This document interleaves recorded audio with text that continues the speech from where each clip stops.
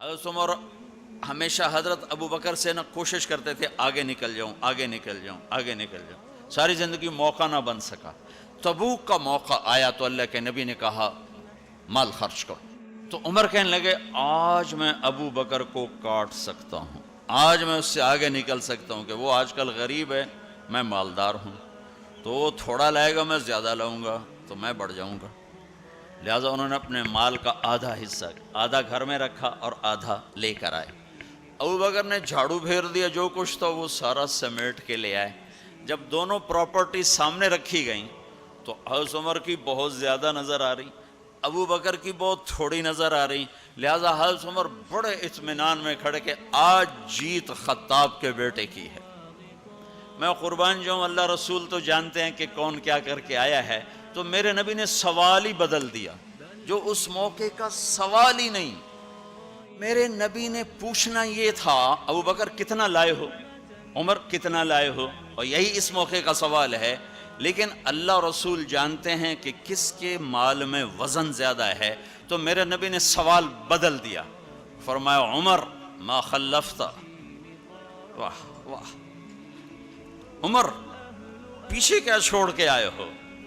تو حضرت عمر تو وہیں دھڑم ہو گیا کہ ابا میں گیا، سوال سے ہی وہ پتہ چل گیا بات میری کلی اڑ گئی وکٹ۔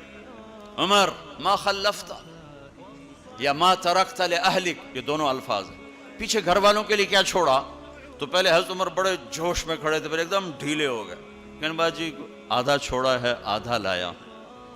پھر آپ نے کہا ابا بکر ما خلفت یا ما ترکت لأہلک، ابو بکر تو پیچھے چھوڑ کے کیا آیا، بچوں کے لیے کیا چھوڑ کے آیا؟ تو انہوں نے کہا ترکت اللہ ورسول، میں تو اللہ اس کے رسول کو چھوڑ کے آیا ہوں، باقی سب کچھ لے آیا۔ تو اس پر عمر کہنے لگے ابو بکر میں نہیں تجھ سے آگے بڑھ سکتا، کوئی بھی تجھ سے آگے نہیں بڑھ سکتا۔ اور اگلی سنو،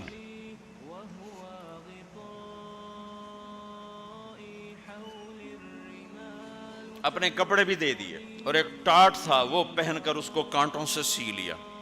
تو جبریل آئے، کہنے لگے یا رسول اللہ، اللہ تعالیٰ پوچھ رہے ہیں کہ ابو بکر نے یہ ٹاٹ کیوں پہنا ہوا ہے؟ تو آپ نے کہا کہ ابو بکر نے سارا کچھ اللہ اس کے رسول پہ لگا دیا ہے اس لیے یہ پہنا ہوا ہے۔ تو کہا یا رسول اللہ، اللہ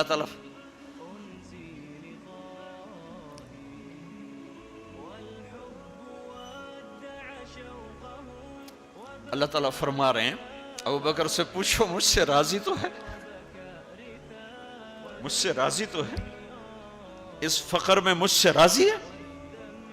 میں تو اتنا سفر کر کے آیا ہوں، حالانکہ ابھی 4 دن پہلے میں 12 ملکوں کا 10 ملکوں کا سفر کر کے ہوں، ساری ہڈیوں میں درد ہے، میں اس لیے آیا ہوں کہ چلو کوئی بخشش کا بہانہ مل جائے، کوئی بخشش کا بہانہ مل جائے، اللہ راضی ہو جائے۔ آپ سارے اس لیے حج پہ جا رہے ہو کہ اللہ راضی ہو جائے۔ جو سارے جہان سے کہتا ہے مجھے راضی کر، وہ کہہ رہا ہے ابو بکر سے پوچھو مجھ سے راضی تو ہے۔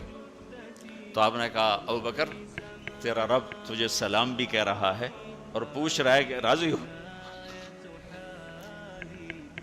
تو ابو بکر کی چیخیں نکلی، میں اپنے رب سے راضی، میں اپنے رب سے راضی، میں اپنے رب سے راضی۔ میرے بھائیو بہنوں، زندگی ایسے گزار کے مرو کہ اللہ کو ملو تو اللہ خوش ہو کے مل رہا، ایسے نہ مرو کہ اللہ کی بارگاہ میں پیش کیے جا رہے ہوں مجرم بن کر، قیدی بن کر۔